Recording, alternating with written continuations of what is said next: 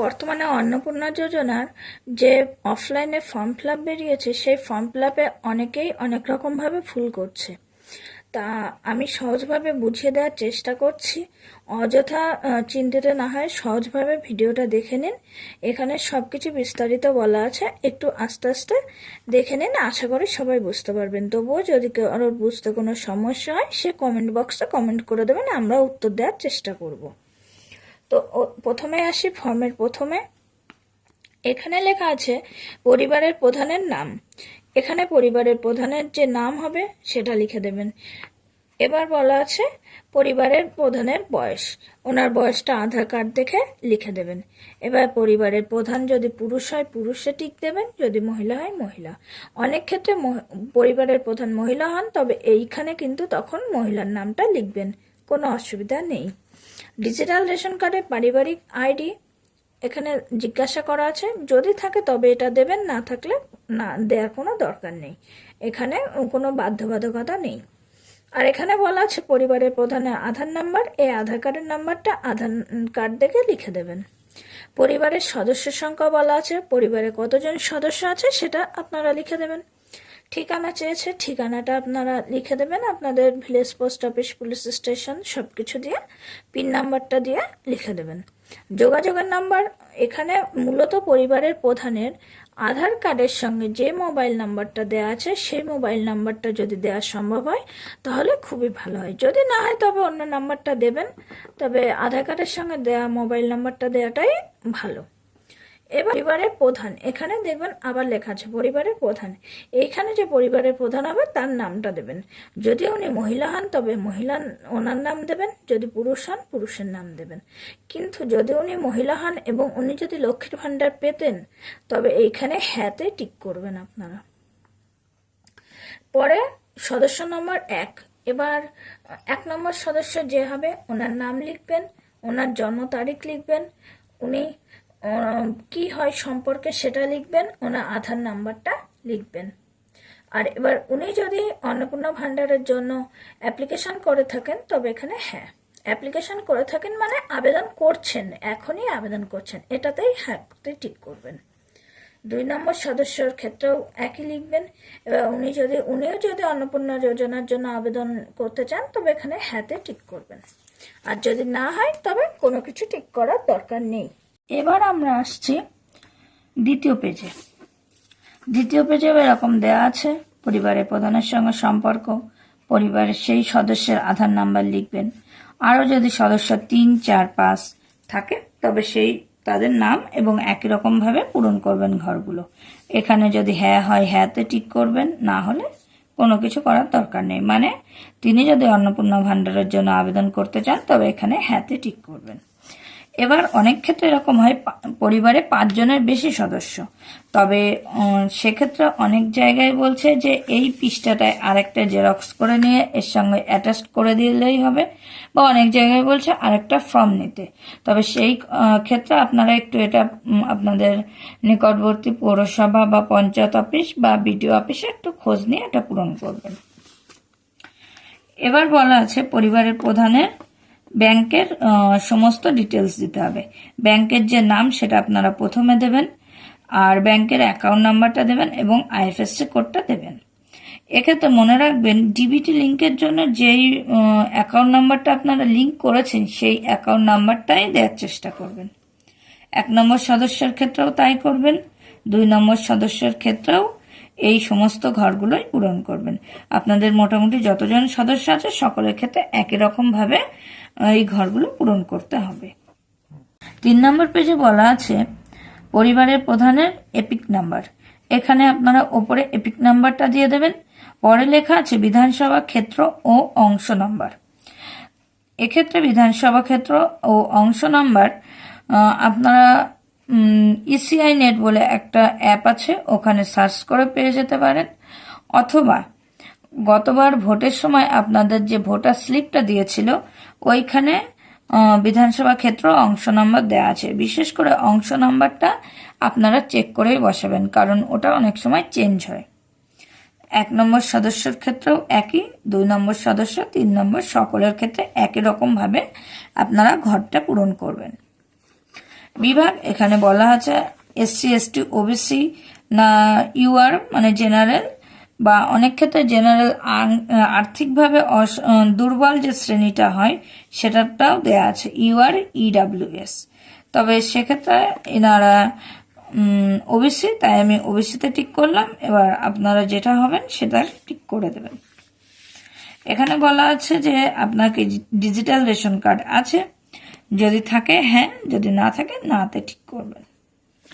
আর যদি থাকে তবে কি ধরনের রেশন কার্ড আছে, AAY না PHH না SPHH না RKSY1 RKSY2 অথবা ভর্তুকিহীন।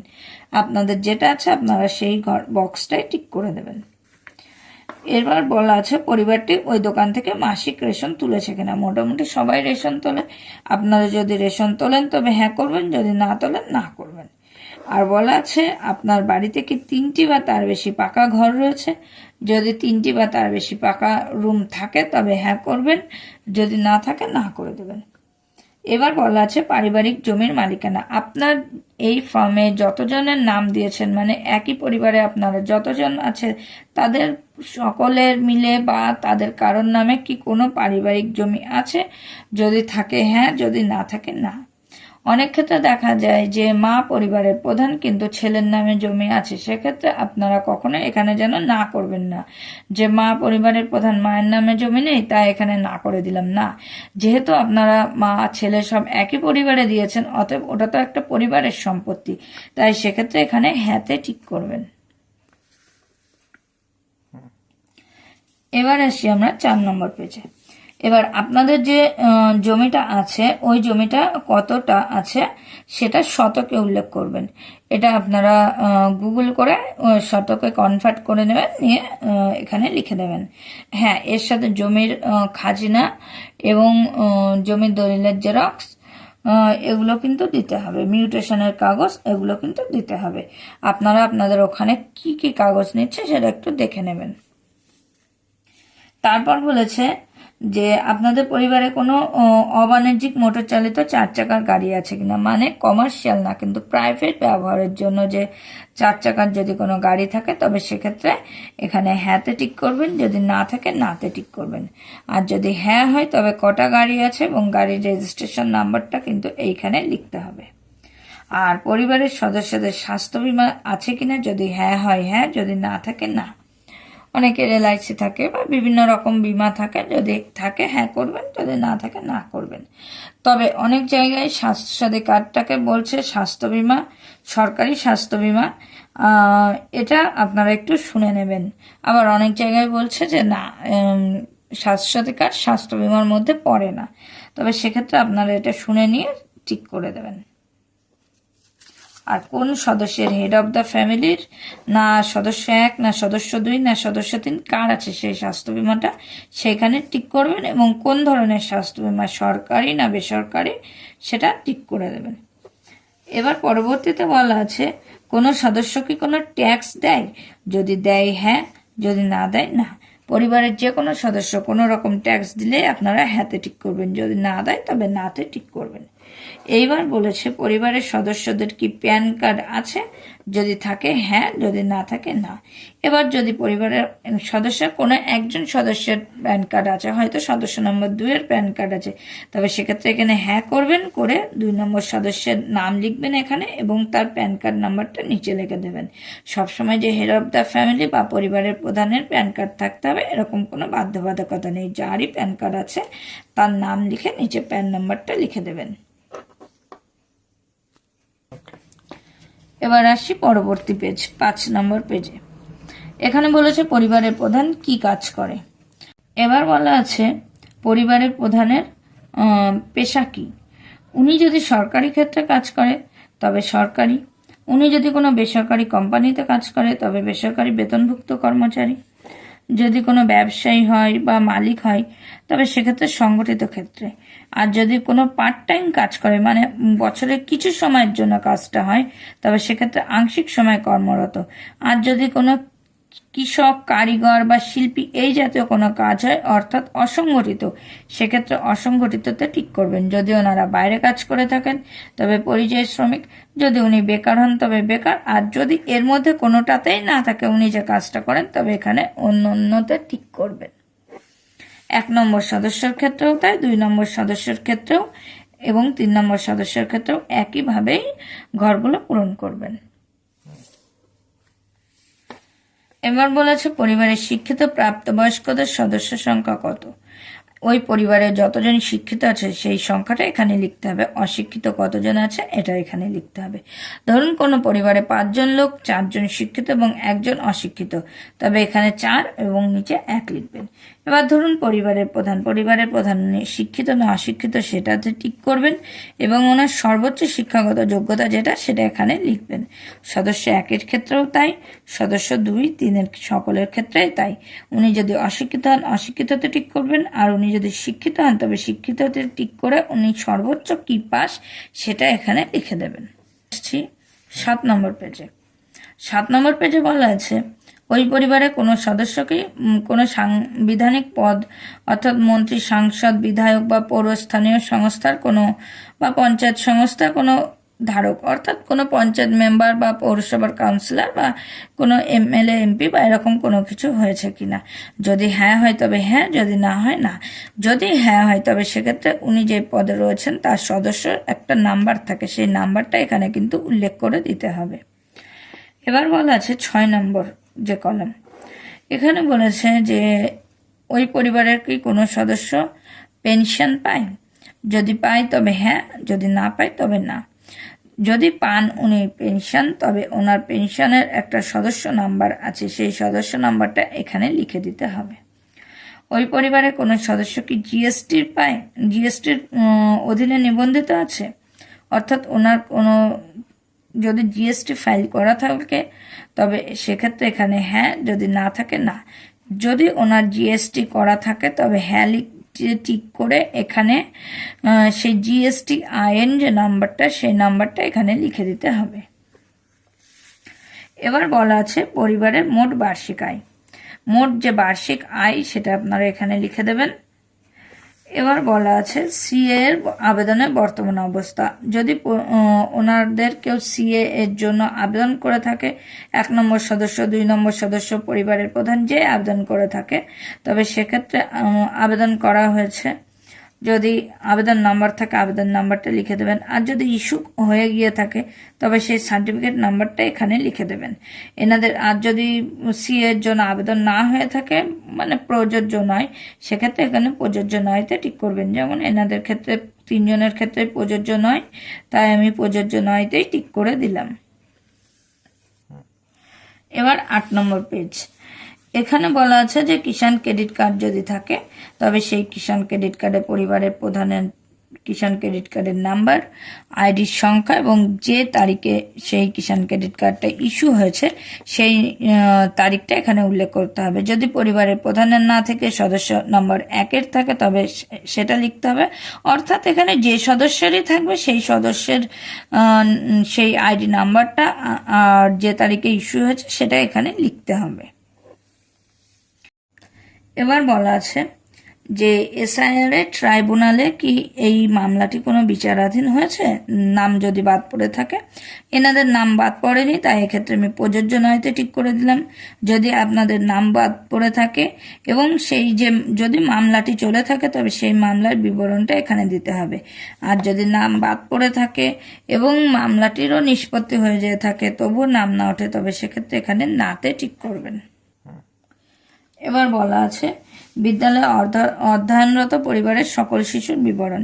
শিশু সদস্য সংখ্যা যদি 2 জন শিশু থাকে তবে শিশু সদস্য সংখ্যা 1 এবং শিশু সদস্য সংখ্যা 2 এভাবে লিখতে হবে। শিশুর নাম লিখতে হবে, শিশু কোন শ্রেণীতে পড়ে সেটা লিখতে হবে, বিদ্যালয়ের নাম লিখতে হবে, যদি সে অঙ্গনারীতে পড়ে তবে অঙ্গনারী স্কুলটার নাম লিখতে হবে এবং সে যদি প্রাইমারি স্কুলে পড়ে প্রাইমারি স্কুলটার নাম লিখতে হবে এবং সে যে স্কুলটায় পড়ে সেটা সরকারি না বেসরকারি না কোনো মাদ্রাসা কি সেটা এখানে সেই বক্সে টিক করতে হবে। 2 নম্বর সদস্যের ক্ষেত্রে তাই করতে হবে। এবার বলা আছে শিশুদের টিকাকরণের অবস্থা। যদি আপনার পরিবারে কোনো ছোট শিশু থাকে, তবে সেক্ষেত্রে তার কি টিকাকরণ সম্পূর্ণ হয়েছে? যদি হ্যাঁ হয় তবে হ্যাঁতে টিক করবেন, যদি টিকাকরণ না করা হয়ে থাকে তবে নাতে টিক করবেন। আর যদি টিকাকরণ করানো হয় তবে যে পোলিও কার্ডটা দেওয়া হয় সেই পোলিও কার্ডের জেরক্সটা কিন্তু অবশ্যই দেওয়ার চেষ্টা করবেন। এরপর বলা আছে পরিবারের প্রধান কি ডিবিটির মাধ্যমে কোনো সুবিধা পাচ্ছেন? যদি হ্যাঁ হয়ে থাকে তবে হ্যাঁ, যদি না হয়ে থাকে না। ডিবিটির মাধ্যমে যে কোনো সরকারি প্রকল্পের সুবিধা, মানে ধরুন ওল্ড এজ অ্যালাউন্স, যেটা বৃদ্ধ ভাতা বলা হয়, সেই বৃদ্ধ ভাতা, লক্ষ্মীর ভাণ্ডার, এগুলো কিন্তু ডিবিটির মাধ্যমে হয়। তবে এই পরিবারে যেমন ইনি বৃদ্ধ ভাতা পায়, তাই আমি এক্ষেত্রে এখানে ওল্ড এজ অ্যালাউন্স লিখে দেব। এবং 2 নম্বর সদস্য কোনো ডিবিটির মাধ্যমে কোনো কিছু পায় না, তাই এখানে আমি কিছু লিখব না। আবার 1 নম্বর সদস্য এখানে লক্ষ্মীর ভাণ্ডার পায়, তাই আমি এখানে লক্ষ্মী ভাণ্ডার লিখে দেব। প্রত্যেকটি সদস্যদের ক্ষেত্রে কিন্তু তাই, যদি তারা কিছু পায় ডিবিটির মাধ্যমে কোনো সরকারি প্রকল্পের সুবিধা, তবে এখানে হ্যাঁ, যদি না হয়ে থাকে তবে না। যদি ওনারা কোনো সরকারি প্রকল্পের সুবিধা পায় তবে এক্ষেত্রে সেই প্রকল্পটির নাম কিন্তু এখানে আপনারা লিখতে পারেন, এবং যদি সেই প্রকল্পটি আপনারা বাদ দিতে চান তবে এখানে হ্যাঁতে ঠিক করবেন। এবার বলা আছে যে ঘোষণা, অর্থাৎ আপনি ঘোষণা করছেন যে আপনি যে সমস্ত বর্ণনা দিয়েছেন, বিবরণ দিয়েছেন, সবকিছু ঠিকঠাকই দিয়েছেন, সে বিষয়ে সম্মততে টিক করবেন। এবং পরবর্তী পেজে আপনাদের এখানে একটা স্বাক্ষর আছে, এখানে কিন্তু স্বাক্ষর যে লক্ষ্মীর ভাণ্ডারের জন্য আবেদন করছেন উনি এখানে স্বাক্ষর করবেন। অনেক ক্ষেত্রে দেখা যায় শাশুড়ি বৌমা একই পরিবারে দুজনে আবেদন করছে, বা মা এবং মেয়ে দুজনে আবেদন করছে, তবে সেক্ষেত্রে মা সই করবে এবং শাশুড়ি সই করবে, অর্থাৎ বয়স্করাই সই করবে এক্ষেত্রে। আর এই যে জায়গাটা আছে, এই জায়গাটা কিন্তু আপনারা কোনো কিছু করবেন না, এটা সরকারি ব্যবহারের জন্য লেখাই আছে। তো এই অন্নপূর্ণা ভাণ্ডারটা 25 থেকে 60 বছর বয়সী মহিলারা আবেদন করতে পারবেন। আর আমার এই ভিডিওটা যদি আপনাদের ভালো লেগে থাকে তবে লাইক এবং শেয়ার করে দেবেন এবং কমেন্ট করে রাখবেন যদি আপনাদের কোনো প্রশ্ন জিজ্ঞাসা থাকে।